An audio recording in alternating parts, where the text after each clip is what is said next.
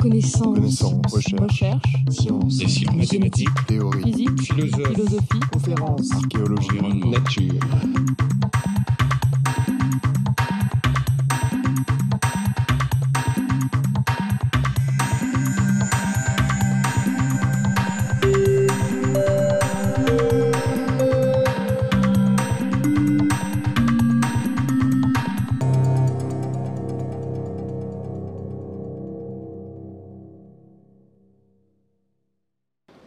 Je vais à présent donner la parole au troisième des conférenciers prévu pour ce matin.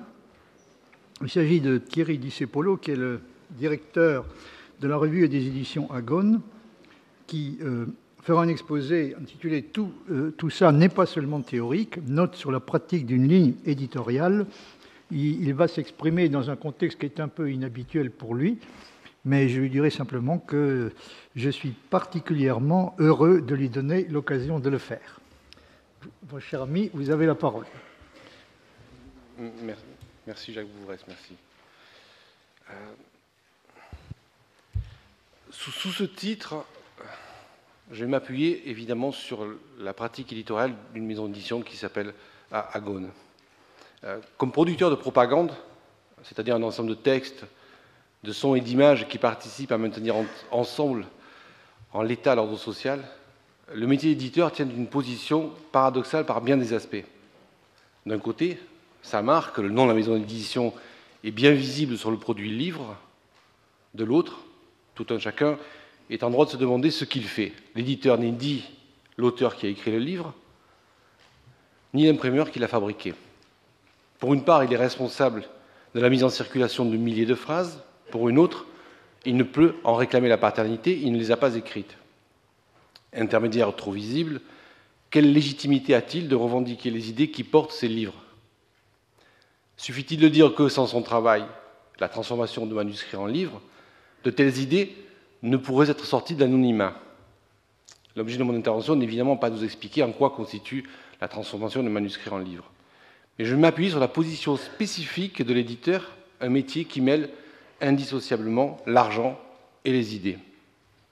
Ce type de production, intermédiaire entre activité intellectuelle et commerciale, fait de l'édition un bon exemple des modalités d'action et des marges de manœuvre de celles et de ceux qui inscrivent leur métier, sinon leur vie, dans un projet d'émancipation indissociablement collectif et individuel. Des insatisfaits du monde tel qu'il va, très mal à leurs yeux, des rêveurs persuadés qu'un ordre social plus juste est adéquat avec la conception qui se fonde de la société, un partage égalitaire des bienfaits et des corvées qu'il faut réaliser ici-bas pour bien vivre ensemble le temps de nos vies.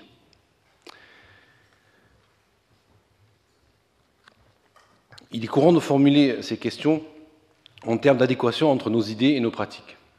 Pour les métiers du livre, cela revient à se demander si nous sommes condamnés à ne pouvoir espérer mieux que faire confiance en l'efficacité par elle-même des idées qu'en éditeur fidèle, nous diffusons avec les livres que nous éditons. Autrement dit, la justification des bonnes idées et des analyses justes suffit-elle? Que valent les idées des analyses qui ne sont pas au moins déjà mises en pratique par leurs premiers promoteurs? Ne serait-ce que pour voir si ça marche. Réaliser déjà un petit peu les fins qu'on se raconte dans les moyens qu'on se donne. Pourquoi en effet éditer les essais d'un Jacques Bouvresse sur les mirages du relativisme postmoderne et sur l'utilité du concept de vérité lorsqu'on veut comprendre et agir sur le monde, les textes d'un George Orwell sur les liens entre la possibilité d'une vérité fondée sur les faits et la liberté réelle des gens, les livres de Noam Chomsky sur l'idée que l'exercice de la rationalité est cohérent avec une organisation sociale capable de satisfaire, je cite, le besoin humain fondamental s'il en est de spontanéité, de créativité et de justice sociale. Pourquoi devrions-nous éditer les livres de ces mêmes auteurs sur les conditions intellectuelles et pratiques des politiques d'émancipation? Des auteurs pour qui la mainmise de quelques tyrannies privées sur les systèmes d'information est incompatible avec l'instauration d'une société égalitaire. Dans l'une de ses introductions à l'œuvre de Karl Kraus, un auteur qui a martyrisé le journalisme en particulier et le monde des lettres de langue allemande en général sur le premier tiers du XXe siècle, Jacques Bouvresse revient à la place singulière des problèmes de virgule dans les combats qu'a menés l'impossible satiriste suédois. Problème suédois. Viennois, excusez-moi. Problèmes qui peuvent sembler bien dérisoires face aux batailles homériques que Krauss a menées sa vie durant. Pour ne citer que son pacifisme radical durant la Première Guerre mondiale, son appel public à la démission du préfet de police de Vienne, responsable de la répression sanglante de juillet 27, ou encore sa campagne contre un grand patron de presse et maître chanteur qu'il a fait chasser de Vienne. C'est donc bien un Viennois. Que sont ces problèmes de virgule? Il s'agit des procès, en plusieurs épisodes, que Krauss a intenté à un journal qui avait omis une virgule dans l'édition d'une poésie. Nous sommes alors en 1936 et le tout Vienne politique s'excitait précisément sur le bombardement de Shanghai par les Japonais. Voici ce que Krauss répondait à un critique musical de ses amis qui s'étonnait de le voir encore, je cite, « aux prises avec des fameux problèmes de virgule. Je sais que tout cela est dénué de sens quand la maison est en feu. Mais aussi longtemps que cela est possible, d'une façon quelconque, je dois faire cela, car si les gens qui y sont tenus par obligation avaient toujours veillé à ce que les virgules soient à la bonne place, alors Shanghai ne serait pas en train de brûler. » On ne peut exprimer avec plus de confiance l'idée que l'exercice d'un métier est déjà en soi une activité politique, et donc l'occasion d'une action majeure à la mesure de nos vies quand on pense au temps que la plupart d'entre nous y consacrent. En restant plus près des questions de virgule, c'est bien sûr au métier d'éditeur qu'on doit d'abord penser. Traditionnellement, en effet, la virgule est notre affaire. Mais remarquons tout de suite que c'est une virgule dans une poésie, et non dans un essai d'idées qui a chagriné Krauss. Certains se disent sans doute que ça serait bien pire si la virgule avait été manquante dans un texte politique. Est-ce bien sûr? Pas pour Krauss. À ses yeux, les vers d'auteurs comme Shakespeare et Goethe contiennent tout ce qu'il faut avoir lu pour comprendre, en 1933, les causes et les conséquences de l'arrivée des nazis au pouvoir. Une démonstration qu'il a faite magistralement et en temps réel, de mai à octobre 1933, sous le titre « Troisième nuit, le Walpurgis », justement le livre que préface longuement Jacques Bouvresse et où il rapporte ses problèmes de virgule. Mais limitons-nous, faute de temps, à la seule édition de livres en sciences humaines. Métier intermédiaire, l'éditeur transmet au lecteur une production qui dépend de 3 domaines. À la fois, l'éditeur en sciences sociales, je parle évidemment, avec lequel il entretient à la fois des relations de concurrence et de complémentarité, voire d'antagonisme. Les médias, plutôt écrits, les militants politiques et l'université, et en général le monde de l'enseignement et de la recherche. Ces 3 champs fournissent à la fois la plus grande partie des textes et en retour constituent 3 domaines privilégiés de légitimation et de prescription des livres produits. Dans l'un des domaines par excellence du déni d'argent, au moins dans ce pays, que constitue le monde de la culture en général et de l'édition en sciences sociales en particulier, il n'en reste pas moins qu'éditeurs et auteurs partagent au moins le projet commun de vendre autant de livres que possible. Ce qui n'est pas suffisant pour être longtemps d'accord. Reste à converger sur la manière de les faire, ces livres, de les donner à lire et de les vendre. Car une ligne éditoriale n'est pas faite que de théorie. Les idées diffusées sous la forme matérielle d'un livre ont des coûts de production, un prix de revient, et font l'objet d'un commerce indissociablement symbolique et financier.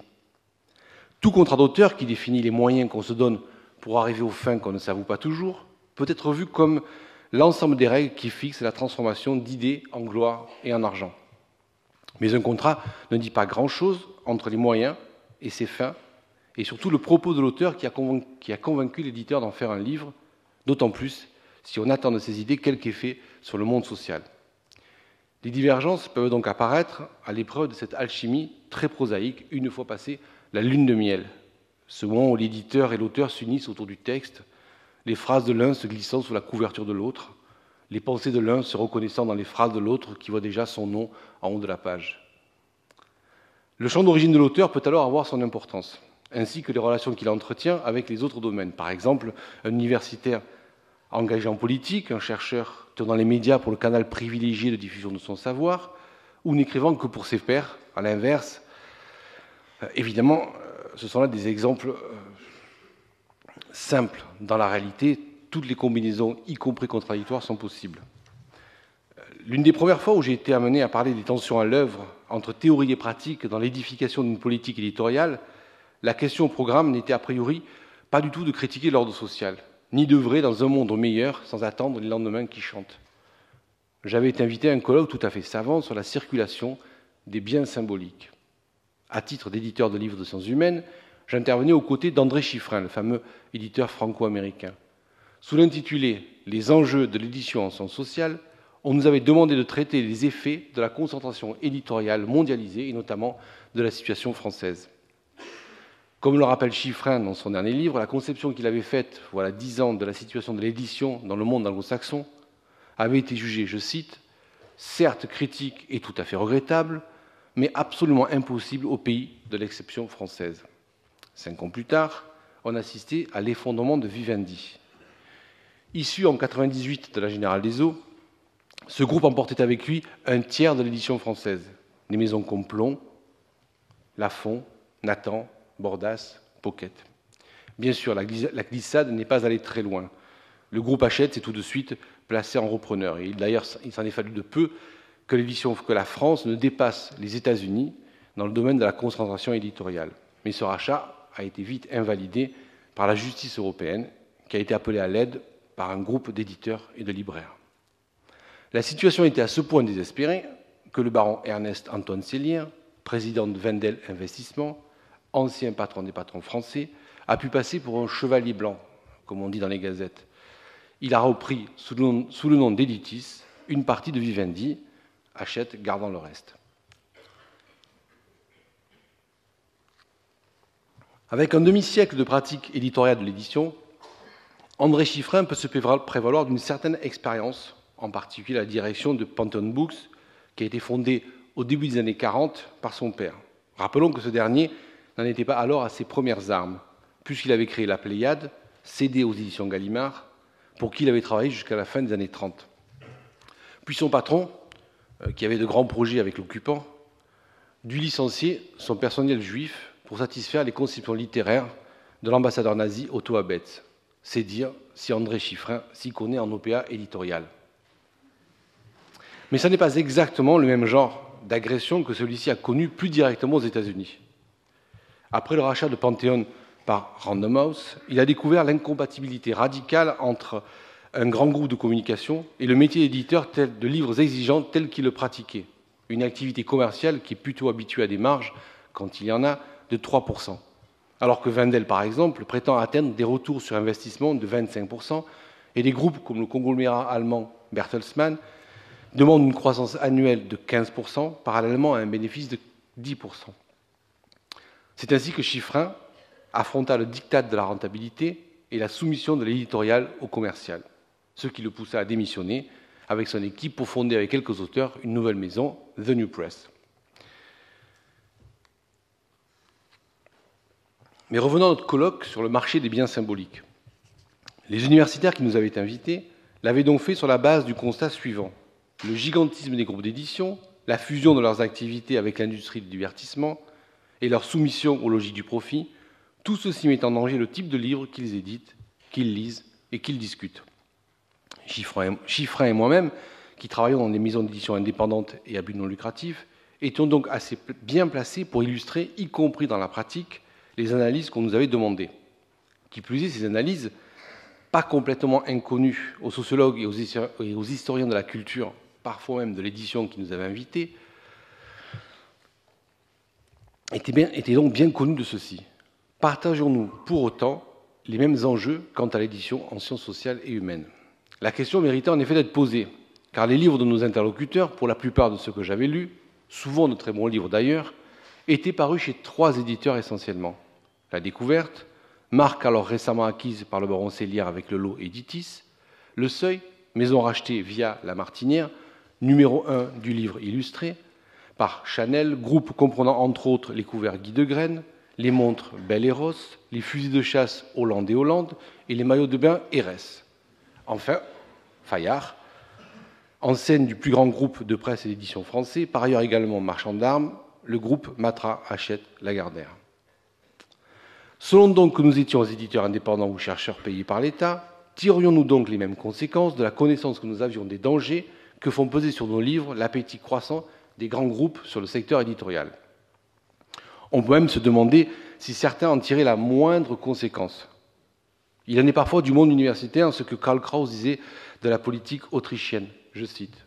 « Ce qui est désolant, ce n'est pas que les événements n'ont pas de fondement, mais qu'ils n'ont pas de conséquences. Il y a tant de choses qui arrivent, et il n'arrive rien. La diplomatie est un terrain où la chute d'une feuille engendre un séisme, mais ici, la terre se fissure et ne tombe pas une seule feuille d'un seul arbre. La chose intéressante, on en parle, mais on n'en tire aucune conséquence. On s'occupe du déclin du monde aussi longtemps qu'il est actuel, mais on ne tire toujours aucune conséquence. » On pourra m'objecter que ces chercheurs en scientifiques conséquents n'ont pas à s'occuper de politique, mais seulement de diffuser leur savoir de la façon la plus efficace possible. Je dois donc insister. Il ne s'agit pas ici de critiquer l'industrie de l'armement ou celle du luxe, ni même les nuisances socio-économiques bien connues des fonds d'investissement. Il ne s'agit pas non plus de s'interroger sur les avantages pour un acteur politique comme la dynastie Lagardère, bien connue pour son progressisme, son désintéressement et son humanisme, d'être propriétaire de la station de radio Europe 1, du magazine Le Point, du plus grand réseau de distribution de presse et accessoirement de bénéficier du prestige du Collège de France, dont Fayard édite notamment l'ensemble des leçons inaugurales. Je me contente, puisque c'est le souci des universitaires qui ne tirent aucune conséquence, de rappeler un danger. Celui que font peser sur la possibilité même de leurs livres les multinationales en question. Jusqu'à quand les fabricants de fusils de chasse et de missiles, de maillots de bain ou de livres illustrés vont-ils passer leur temps et risquer leur argent à essayer d'en faire avec leurs livres? Nous avons au moins déjà la réponse pour le baron Sellière. 3 ans.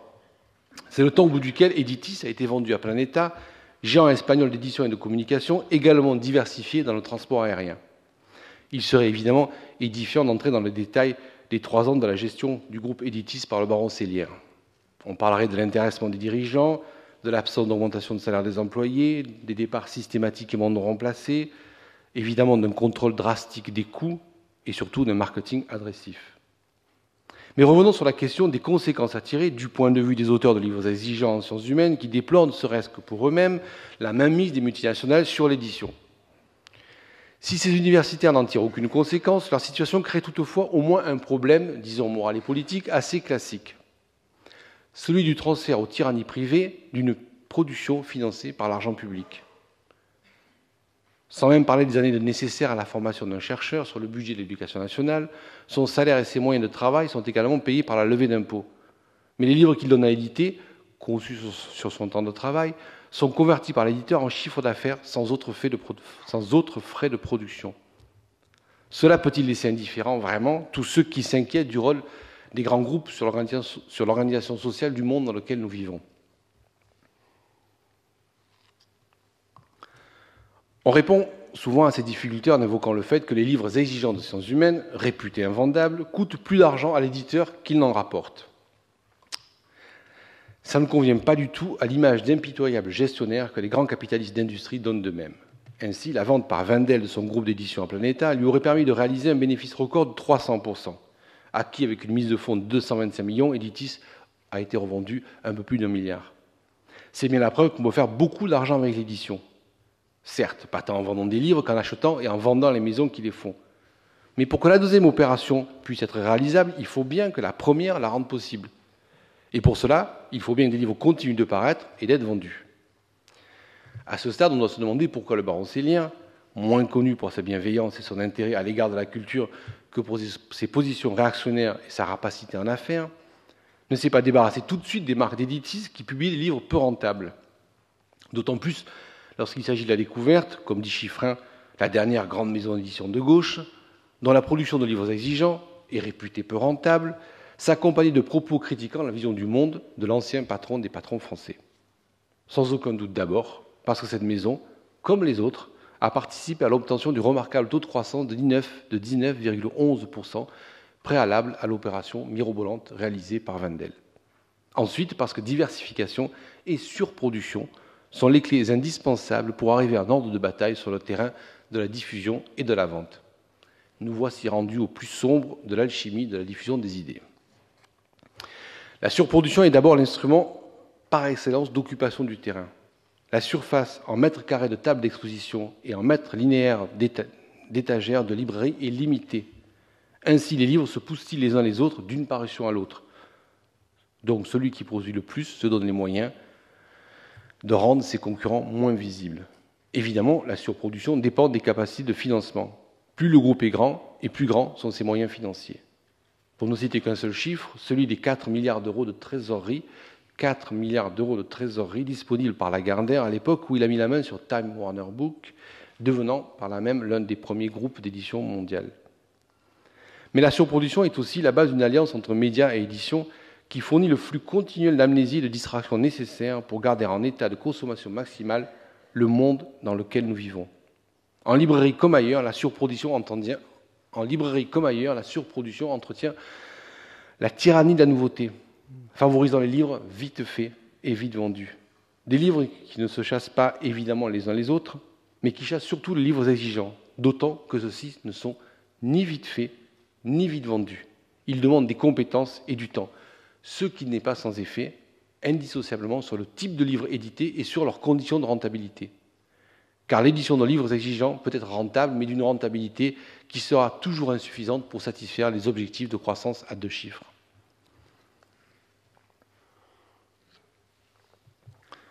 Pour parler maintenant des avantages de la diversification, il faut que je dise quelques mots du fonctionnement de la diffusion en librairie. Un éditeur ne présente presque jamais directement ses livres au libraire. Il délègue cette tâche à un partenaire, son diffuseur, qui envoie des professionnels de la représentation faire leur tournée en librairie avec un catalogue rassemblant les nouveautés d'un ensemble de maisons d'édition. La diversification de la production répond à la diversité des types de vente, des types de lieux de vente, des types de librairies. Qualité indispensable pour rentrer dans le plus grand nombre de lieux et donc pour placer le plus grand nombre d'exemplaires possible. Une diversité qui, parfois, peut produire de curieux mélanges. Voici un choix dans le catalogue de 3 grands groupes de diffusion en mars dernier. Chez Editis, le commercial présentait le programme du Conseil national de la résistance de mars 1944, comment il a été écrit et mis en œuvre et comment Sarkozy accélère sa démolition, titre paru à la Découverte et signé par un groupe de citoyens résistants d'hier et d'aujourd'hui. Chez le même diffuseur, les éditions du Cherche-Midi sortaient un titre « Success Story française à l'export ». Un livre qui s'adresse, je cite l'éditeur, aux cadres dirigeants souhaitant développer leurs activités à l'étranger et qui propose, je cite toujours l'éditeur, les bases d'une réflexion sur leur stratégie ainsi qu'un tour d'horizon exhaustif des marchés, des opportunités et des difficultés inhérentes à chaque pays. Dans le groupe Hachette, je me suis limité, pour éviter trop d'incohérences, à la seule marque Fayard, dont le même représentant plaçait les livres de personnalités assez connues pour se passer de commentaires. De l'historien Jean-Pierre Azéma, 1940, l'année noire, et de l'éditorialiste Éric Zemmour, Mélancolie française. Quant à Média Group, le représentant qui avait en catalogue chez Flammarion le livre du chercheur en biologie moléculaire Gilles-Éric Serralini, Ces OGM qui changent le monde, était présenté en même temps que le livre du présentateur télé Philippe Gildas, préfacé par son compère Antoine Decaune, sur le titre suivant « Comment réussir à la télévision quand on est petit, breton, avec de grandes oreilles ».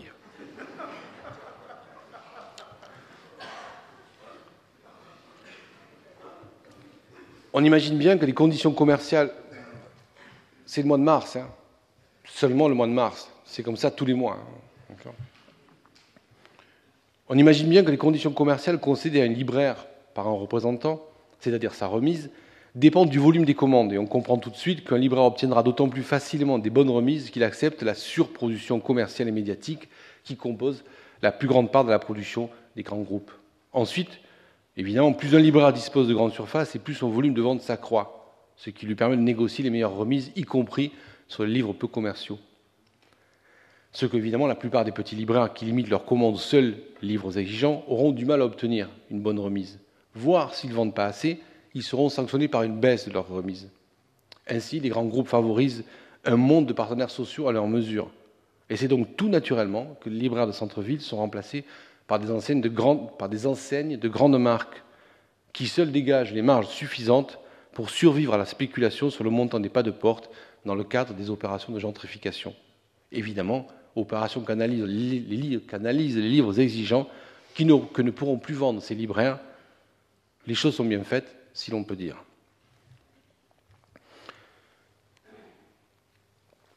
Une telle situation vaut son pesant de dilemme du point de vue des auteurs de livres savants qui déplorent, ne serait-ce que pour eux-mêmes, mais sans en tirer les conséquences, la mainmise des multinationales sur l'édition. Mais ces dilemmes vont en s'aggravant pour les auteurs de livres à visée politique. En particulier, pour en revenir au début de mon intervention, lorsque ces auteurs partagent, avec leur éditeur, la préférence pour un ordre social fondé sur un partage égalitaire des bienfaits et des corvées qu'il faut réaliser ici-bas pour bien vivre ensemble le temps de nos vies. Encore une fois, plutôt que de nous évader dans le beau ciel de ces idées, replongeons dans la matrice de leur commerce sous forme de livres. Si, comme on l'a vu, ceux qui achètent et vendent des entreprises peuvent faire beaucoup d'argent, en revanche, dans les soutes des maisons d'édition qui font leurs livres et dans celles des librairies qui les diffusent, on retrouve les conditions habituelles des métiers qui rapportent peu et qui demandent beaucoup de travail. Évidemment, c'est une règle générale, mais occupons-nous de nos virgules. Donnons donc une image de ce qu'il se passe lorsque le représentant d'une multinationale pousse la porte d'une librairie pour placer la production du mois. Sans parler de son salaire, dont l'intéressement est évidemment dicté par les plans médias et autres campagnes promotionnelles, ce représentant ne représente pas seulement des livres, mais tout le rôle économique et social de son groupe, qui n'a même pas besoin d'être d'accord avec le contenu des livres qu'il édite. Il est aussi le portefeuille de sa politique salariale et de ses modalités de production. La saisie du texte pourra être réalisée en Inde et les livres fabriqués en Chine. Sans parler du rôle de son employeur au plus haut niveau de l'État. Ainsi, les relations privilégiées que Sellière et Lagardière entretiennent avec un gouvernement dont on sait quel groupe social il favorise avec les mesures comme le bouclier fiscal. Quant aux libraires qui enregistrent les commandes d'achat, d'éditis ou de volumens, les mieux payés touchent un salaire mensuel de 1 500 €, précisément le montant de la prime dérisoire que les syndicats auraient péniblement réussi à obtenir pour les employés d'éditis après la vente qui aurait rapporté au PDG du groupe un gain de 11 millions d'euros, à l'ensemble des hauts dirigeants la somme de 37 millions d'euros et à Ernest Antoine Sellière une prime spéciale de plusieurs millions d'euros. D'un point de vue socio-économique, ces libraires, qui représentent dans mon propos, comme les employés d'éditis cédés à Planeta, le sort du plus grand nombre, entretiennent évidemment une toute autre relation avec la petite édition indépendante. Et ce sur plusieurs points qui d'ailleurs convergent. Parce que les groupes éditoriaux, de plus en plus soumis au diktat du profit, abandonnent les livres de sciences humaines exigeants.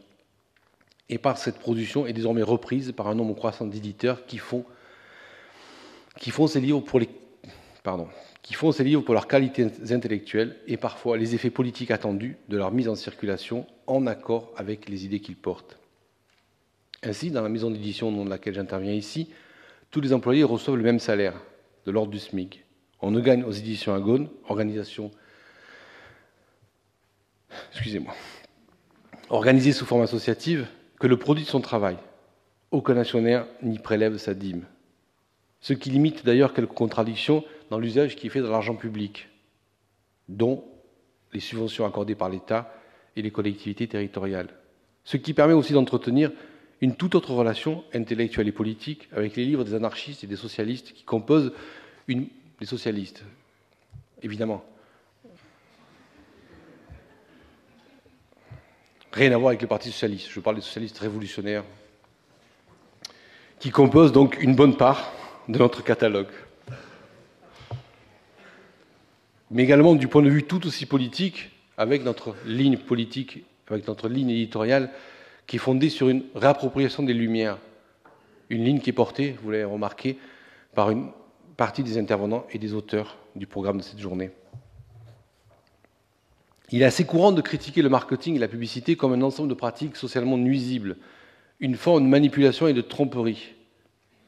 Mais étant donné l'efficacité partout reconnue de ces techniques pour augmenter la diffusion et la vente, faut-il s'en priver parce qu'on édite des livres qui portent ces critiques?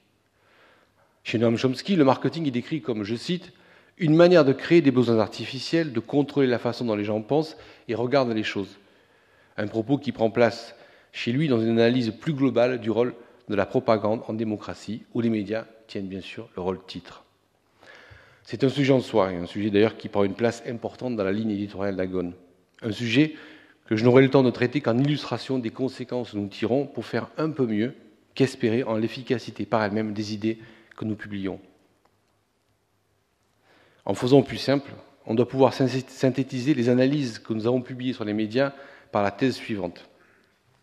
En tant que système, je ne parle évidemment pas des individus, en tant que système, le média sont partie prenante d'un ensemble plus large qui comprend les industries des relations publiques, du divertissement, le marketing, l'école, etc.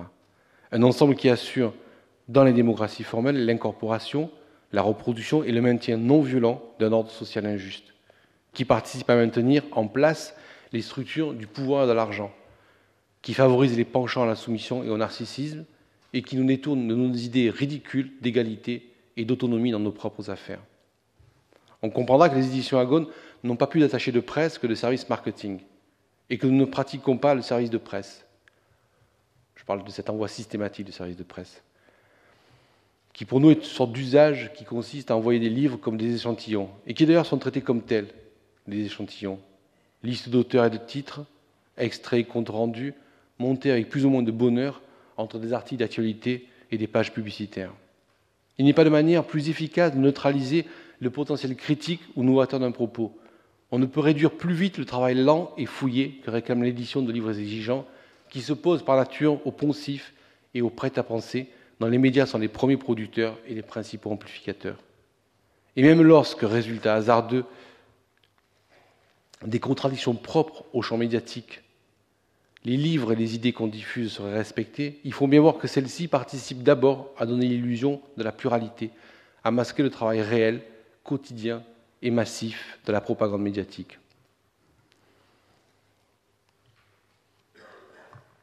Quels que soient les bénéfices attendus des échos médiatiques dans la diffusion de nos idées, leurs effets seront globalement plus nuisibles qu'utiles, un échec plutôt qu'un succès.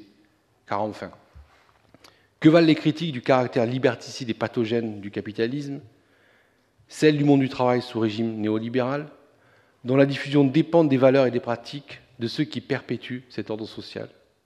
Après avoir été convaincus par les idées libres que nous éditons, souvent du seul fait d'ailleurs de leurs exigences intellectuelles et indépendamment de tout contenu politique, une démonstration reste à faire, celle de notre capacité à nous passer de ce que ces livres désignent comme contraire à l'organisation du monde dans lequel nous souhaitons vivre. Évidemment, ça n'est pas une tâche facile.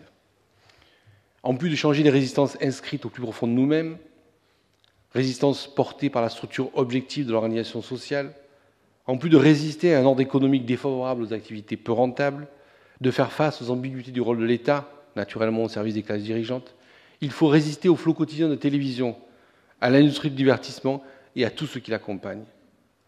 L'énergie qu'il faut mobiliser pour empêcher que les choses s'aggravent est évidemment énorme. Mais pour conclure, dans le ton de l'optimisme si particulier de Noam Chomsky, nous savons ce qui nous attend si nous laissons faire les choses. À cette réserve près, comme chaque fois, si nous le permettons. Ce n'est pas une nécessité, c'est une affaire de choix. Merci.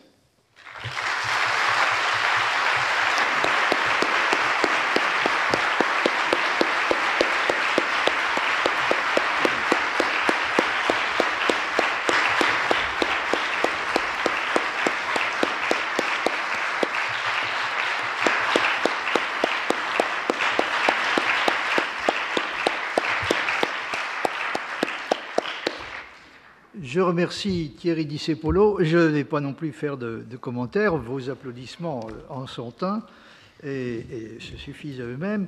Je lui dirai simplement que je vais tout de même saisir cette occasion d'exprimer l'admiration que j'éprouve pour le courage et l'abnégation dont font preuve à présent les petits éditeurs, puisqu'ils doivent très souvent, en plus du reste, avec des moyens extrêmement réduits, assumer la tâche qui consiste à vendre les ouvrages qui sont les plus difficilement vendables. Donc ce sont dans une très large mesure les éditeurs qui ont le moins de moyens qui se trouvent maintenant chargés, en raison de la défaillance ou de la défection des grands éditeurs. Ce sont eux qui sont de plus en plus obligés de se charger d'éditer les livres de ce genre et en général à peu près sans aucune aide de la presse. Alors je suis également tout à fait d'accord sur le fait que un des phénomènes les plus inquiétants, c'est l'absence de réaction, pas seulement du milieu universitaire, mais je dirais du milieu intellectuel en général, dont vous avez tout à fait raison de remarquer qu'il ne tire réellement aucune conséquence, donnant raison en tout cas sur ce point précis à Krauss. Mais je suppose que vous avez des questions à poser à Thierry Discepolo. Bonjour à tous. Ça ne vous concerne pas vous directement, mais j'aimerais avoir votre avis sur Marc-Édouard Nab et sa fameuse anti-édition, et savoir ce que Agon pense de cette démarche. Je ne connais pas, aucune idée. C'est-à-dire qu'il a sorti un livre. Vous voulez pas savoir? Ah, vous connaissez ou vous connaissez? Je ne connais pas, aucune idée. D'accord. Merci.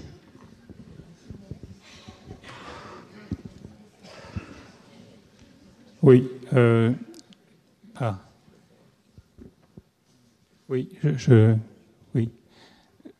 oui, je vous remercie pour ce développement courageux que j'ai apprécié. Je pense que vous avez parcouru l'ouvrage de Chris Anderson, La longue traîne, qui m'a interpellé sur, je dirais, l'autre pendant du développement du livre sous la forme de livres numériques, et en particulier le fait que il y a la possibilité aujourd'hui, à travers Internet, de télécharger des ouvrages qui ne sont pas forcément reconnus, comme vous le dites, par la masse, mais qui représentent aujourd'hui un intérêt certain pour des groupes de lecteurs de taille plus ou moins importante, même de petite taille, mais qui néanmoins permet la diffusion d'une diversité de pensées, d'opinions et d'actions. Alors j'aurais voulu savoir quelle est votre position face au livre numérique, quelle est votre perception quant à la mutation de l'échange et la diffusion de la connaissance et de l'information, et quelle est la place que peut occuper un éditeur tel que le vôtre, ou l'édition en général, face au développement de l'ère numérique.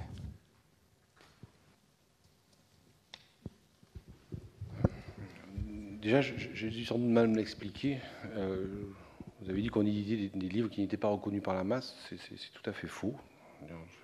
Nos livres se vendent plutôt très bien. C'est important à expliquer. Il ne s'agit pas de se hausser, d'être fier de ce qu'on a fait. C'est pas la question. C'est juste dire qu'il faut arrêter d'imaginer que le type de travail qu'on fait est réservé à quelques lecteurs confidentiels qui lisent des livres compliqués. Ce qu'on appelle livres exigeants, ça ne sont pas des livres compliqués. Ce sont des livres qui s'opposent à la production habituelle, la consommation courante, essentiellement dans la presse et l'exemple. D'accord. Ce sont des livres qui demandent du temps pour les faire, du temps pour les lire, mais notre travail consiste à le rendre lisible par le plus grand nombre. On n'édite pas pour le plus petit nombre, on édite les livres pour le plus grand nombre. D'accord. Donc j'espère que nos livres sont reconnus par la masse. Les masses, c'est toujours relatif, mais ça, c'est une chose importante à préciser. Je suis désolé, je vais également botter en touche sur votre question sur le livre numérique pour une raison très simple, c'est que la situation actuelle de ce marché, ça s'appelle un marché, est dans un tel état de désordre, essentiellement représenté pour le moment par le jeu plus ou moins filandreux que joue l'État avec les grandes multinationales, pour qu'on puisse avoir un avis sérieux. Je donnerai juste la position qui est la position étendue de celle qui est la maison d'édition dans laquelle je travaille, c'est-à-dire que le seul point qui compte, c'est s'organiser de manière autonome avec des outils qu'on maîtrise pour ne pas dépendre à un monnaie ou à un autre d'outils comme ce qui sera à plus ou moins court terme certainement les équivalents dans le numérique de ce qui est dans la grande distribution classique, soit de presse, soit d'édition. Voilà.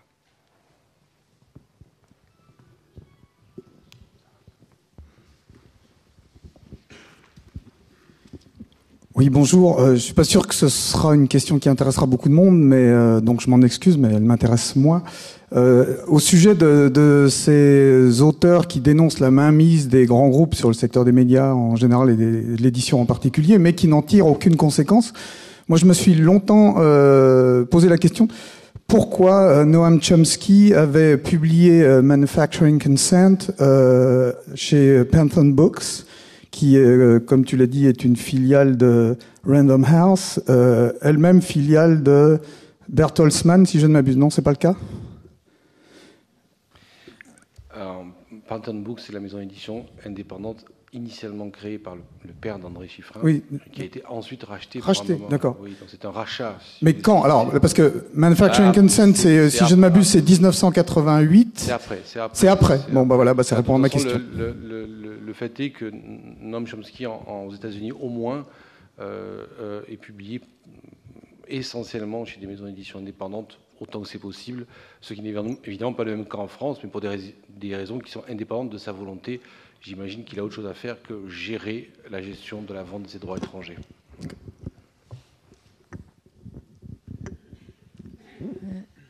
Je vous remercie. Je Des voulais... questions?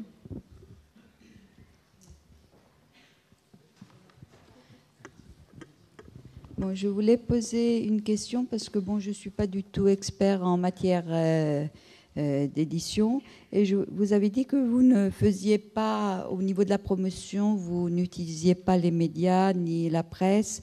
Alors, quand on a des auteurs comme Orwell, Chomsky ou le professeur Bouvresse qui enseigne au Collège de France, bon, on n'a peut-être pas trop de besoin de publicité. Mais si vous avez d'autres auteurs qui ne sont pas tellement connus, mais qui peuvent avoir mis 4-5 ans pour faire un livre et qui peut-être aussi mériteraient d'être connus, comment vous faites pour pouvoir les vendre? Et je voulais profiter de l'occasion peut-être pour poser une question aussi à monsieur Angèle, qui est pour l'intervention de ce matin, quand il a parlé des vérités et des faits que la pierre est dure, c'est éternel, et l'eau est mou.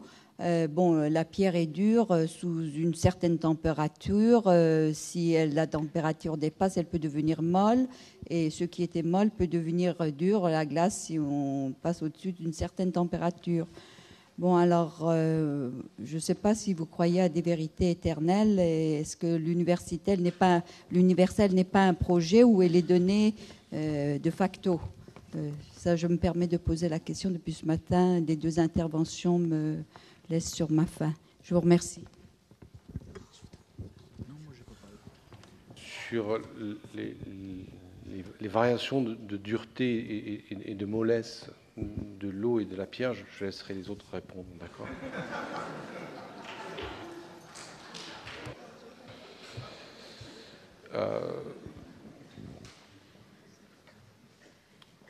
En revanche, comment est-ce qu'on fait pour vendre des livres de personnes qui ne sont pas connues? Je vais donner un seul exemple, puisque au moins celui-ci est facile à illustrer. Prenons un auteur qui s'appelle Howard Zinn. Nous sommes en 2000, d'accord? En 2000, Howard Zinn, en France, est un auteur absolument inconnu. Aucun livre n'est paru, aucun article n'est paru, aucun article n'est paru de lui. Alors, évidemment, sauf dans un journal, qui est un journal avec un des rares journaux, peut-être même le seul avec lequel on travaille assez régulièrement, mais qui est un mensuel, qui appartient pas à ce que Krauss appelait la journaille, c'est-à-dire ce qui paraît tous les jours, qui est Le Monde diplomatique, qui est le seul qui avait fait paraître un article de Howard Zinn et une longue recension de son œuvre majeure, qui est Une histoire populaire des États-Unis d'Amérique. C'est un livre qui fait 812 pages, qu'on a édité en 2002, octobre 2002. Le livre atteint aujourd'hui les ventes de 45 000 exemplaires à peu près. D'accord. Le dossier de presse de la première année où les ventes ont dépassé les 20 000 exemplaires se compose de, premier mois, un article, deuxième mois, 2 articles, fin de l'année, 4 articles de presse. Voilà, c'est tout.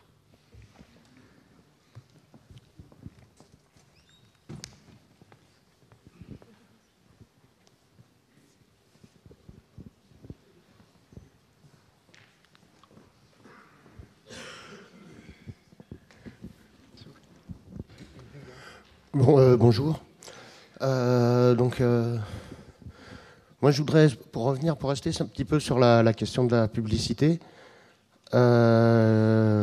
juste très vite fait, moi j'ai un témoignage à contrario, parce que j'ai participé au lancement d'une maison d'édition donc indépendante, Et comme on n'avait pas beaucoup de moyens au départ, le choix a été fait de se donner un maximum de visibilité dès le départ, etc. Et le fait est que ça a été une erreur, quoi. Ça n'a absolument rien lancé et ça a absolument pas permis de trouver le second souffle et ça nous a beaucoup coûté en fait, y compris en termes de. De qui s'agit-il? L'altiplano. Voilà. Et sinon, j'avais une vraie question. Vous avez bien parlé de la diffusion. Mais dessous la diffusion, il y a encore plus bassement matériel et c'est la distribution, les cartons concrets de livres qui arrivent. Et ça aussi, c'est assez difficile à organiser. Les distributeurs dépendent des grands groupes. Et j'aimerais savoir comment vous en tirez à Agone. Parce qu'on trouve effectivement les livres d'Agone partout, donc quelqu'un les amène. Voilà.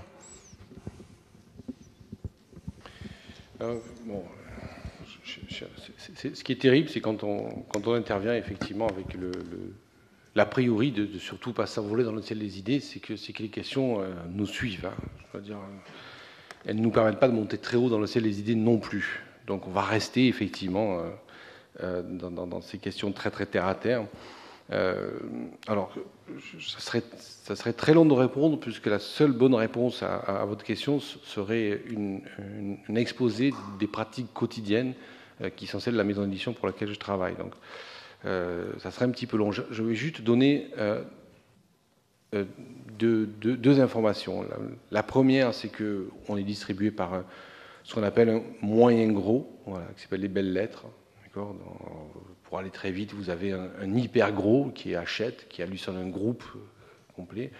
Vous avez ensuite un petit peu moins gros, vous avez Editis, et puis Editis, il y en a 3-4 comme ça, dont UD pour Flammarion, etc. Et puis la Sodis et CD pour Gallimard. Et après, ça dépend juste en dessous encore. Il n'y en a peut-être que 2, je crois, que sont Harmonia Mundi et les Belles Lettres. Et après, il y en a encore toute une petite kyrielle de tout petits, effectivement. C'est névralgique, c'est très important. C'est une chose qu'on dira jamais assez aux auteurs avec qui on travaille, avec qui on a un plaisir infini de discuter des idées si importantes de leurs livres, qu'à un moment donné ou à un autre, ça va être dans les mains de commerciaux et qu'il vaut mieux que ces commerciaux savent ce qu'ils vendent, qu'ils les aient lus pour les vendre de manière cohérente, etc. Mais quand même, ils les vendent. Et ils les vendent, il y a des gens qui ouvrent des cartons, qui ferment des cartons. La réalité de l'existence publique des idées se réduit à un moment donné ou à un autre à l'abnégation de personnes, c'est-à-dire de toute une série de personnes qui font fonctionner l'ensemble de la diffusion de ces idées. Les belles lettres, c'est moyen gros, donc c'est raisonnable. Ce sont des gens avec qui on est relativement en cohérence sur les modalités de production, relativement en cohérence sur la famille de livres qu'on publie. Je parle de la famille intellectuelle. Ce n'est pas une maison d'édition très marquée par le socialisme révolutionnaire. Mais en même temps, il y a des limites comment on peut appeler ça, à la cohérence interne de la chaîne du livre. Il y a des métiers qui sont des métiers plus ou moins de poètes, disons. La distribution n'est pas un métier de poète, c'est certain. Une partie, c'est un métier qui consiste à encaisser des factures. Donc, dans un univers qui est le monde réel, comme citait ce matin le premier intervenant, en citant Noam Chomsky, on vit dans ce monde c'est un monde réel. Il y a des gens qui vivent vraiment, ces gens ne sont pas l'objet d'expériences de pensée, et effectivement, on essaye de faire notre possible dans les possibilités que nous laissent, qui sont extrêmement réduites, les métiers qui sont, eux, des métiers pas très poétiques. Voilà.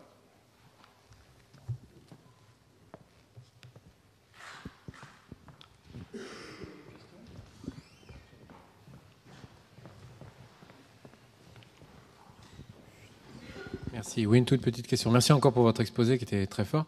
Vous avez en partie répondu à la question que je vais poser avec Howard Zinn en citant cet exemple précis.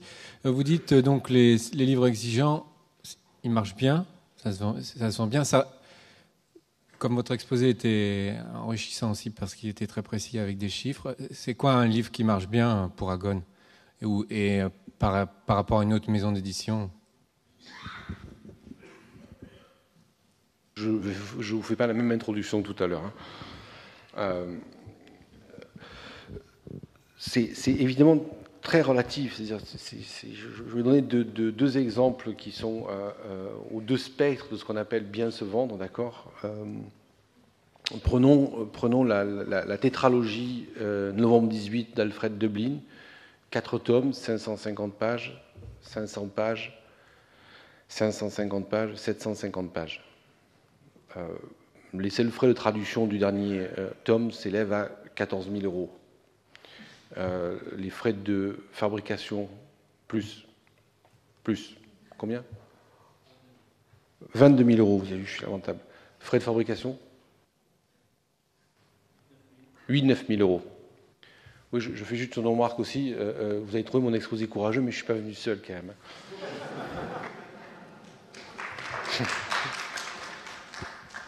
Non seulement il y a effectivement la maison d'édition avec mes collègues dans la salle, mais j'ai la chance d'intervenir entouré essentiellement d'auteurs que nous avons édités, sauf un seul, donc qui est Pascal Angel, mais ça ne saurait tarder normalement. Donc, vous imaginez que le taux de rentabilité est différent d'un autre ouvrage. Prenons un ouvrage d'Alain Accardo, qui s'appelle Le Petit bourgeois gentilhomme, qui n'est pas traduit, qui fait 250 pages. Voilà, il y a pour 4 000 euros de frais externalisés, d'accord. Donc vous avez d'un côté, vous en est à 20 000, et de l'autre côté, vous avez 4 000. Donc la différence entre les deux, ça va être, pour nous, par exemple, la capacité de mobiliser les aides publiques qui vont limiter les frais de revient. Mais disons qu'un livre comme celui-là, je ne vais pas rentrer dans les détails, mais va être à peu près amorti autour de 1 500 euros. C'est ça? Oui, 1 500 exemplaires pour le gros livre, d'accord. En revanche, le plus petit, ça va être la moitié. Voilà. Donc c'est cet ordre d'idée. Mais ce qui est beaucoup plus important de comprendre, c'est pas ça. Ça, c'est la cuisine interne. Ce qui est beaucoup plus important de comprendre, c'est que chaque livre que vous choisissez en fonction d'un ensemble de critères qui sont des critères qui mélangent indissociablement, comme je disais, des raisons politiques et des raisons intellectuelles et des raisons de rentabilité. C'est-à-dire, c'est votre capacité à comprendre quel livre aura sa place dans l'ensemble des livres que vous avez déjà publiés. Seule la plus grande cohérence dans l'ensemble de votre choix va composer un catalogue qui aura le niveau de visibilité chez les premiers prescripteurs que sont évidemment les diffuseurs puis les libraires, mais aussi les auteurs et les champs auxquels vous vous adressez, pour qu'on sache tout de suite que ce livre-là, l'éditeur qui l'a publié, il l'a publié pour les raisons dont vous avez déjà fait les preuves par l'ensemble des textes qui précèdent, que ce sont des raisons que vous partagez avec lui. C'est ça qui est le plus important. D'accord ? Après, la cuisine d'équilibre financier, je veux dire, c'est dans notre travail. Voilà. Je peux ajouter quelque chose sur ce point, parce que je travaille avec Agone depuis 10 ans, et c'est quelque chose que j'ai appris, qui est à peu près la chose suivante. Je crois que les intellectuels, les universitaires, les producteurs de livres, ou ceux qui ont envie d'en faire exister, traducteurs, etc., ont intériorisé une espèce de mauvaise conscience. Une mauvaise conscience, c'est au fond, oui, on sait nos livres, ils ne se vendent pas, on sait, les éditeurs vont perdre de l'argent avec nous, etc., etc. Il y a tout un discours de la grande édition, bien entendu, consistant à faire intérioriser aux producteurs de savoir, aux faiseurs de livres, si je peux dire, que finalement, oui, bon, on va publier leurs livres, mais enfin, c'est une espèce de bienveillance, une espèce de générosité, ou voire d'esprit de sacrifice de l'éditeur. Bon. Et je crois qu'il y a deux choses importantes pour moi, enfin, que j'ai, parce que je crois que j'ai partagé cette espèce de mauvaise conscience avec la plupart des gens qui sont dans le monde universitaire. et enseignants, et je crois que c'est faux, d'une part parce que, comme Thierry l'a rappelé tout à l'heure, les grands groupes d'édition, y compris avec les livres plus ou moins exigeants, gagnent de l'argent, ou gagnent du capital symbolique qui leur permet de gagner de l'argent. Hein.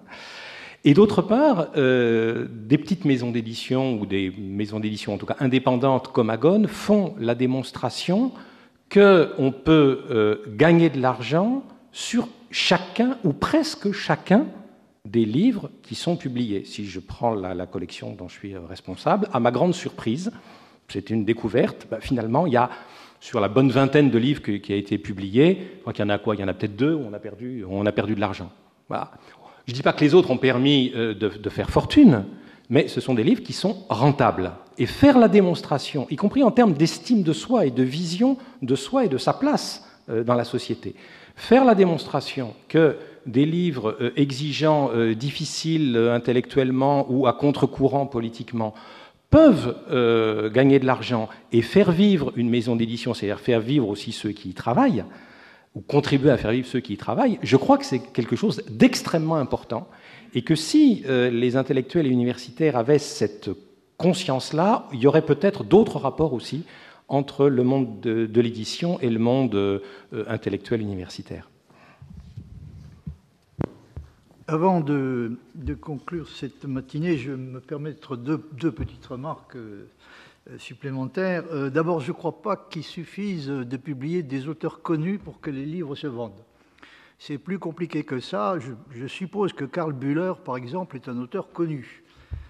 Son livre Sprachtheorie, qui a été traduit par les éditions Agone, est un des grands classiques. Enfin, il est considéré en tout cas comme un des grands classiques de l'histoire de la linguistique et de la philosophie du langage. Je ne sais pas à combien d'exemplaires il s'est vendu, mais en tout cas, j'ai constaté que, à ma connaissance, il n'y a pas eu, je n'ai pas vu un seul article dans la presse. Il se peut que quelque chose m'ait échappé, ce que je considère tout de même comme plus qu'inquiétant. Et la deuxième chose, c'est que il y a une distinction que fait Musil. Musil dit il y a 2 espèces d'auteurs célèbres. Il y a ceux qui le sont, comprenez, qui le sont réellement, puis il y a ceux qui sont censés l'être. C'est tout à fait différent. Musil a toujours considéré que lui-même appartenait à la 2e catégorie. Et incontestablement, c'est à cette catégorie-là qu'il appartenait.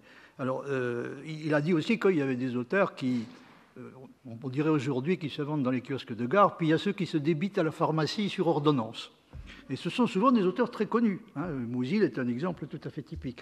Par conséquent, c'est un tout petit peu plus compliqué que ça n'a été suggéré tout à l'heure par la personne qui a posé cette question. Cela dit, il est temps donc de mettre fin à cette matinée. Je rappelle à ceux d'entre vous qui ne souhaitent pas quitter le Collège de France pour être certains de retrouver une place à 14h, qui peuvent se restaurer de façon frugale dans le hall, et je donne rendez-vous, en tout cas à ceux qui souhaitent être là, à 14h pour la suite de ce colloque. Merci à vous.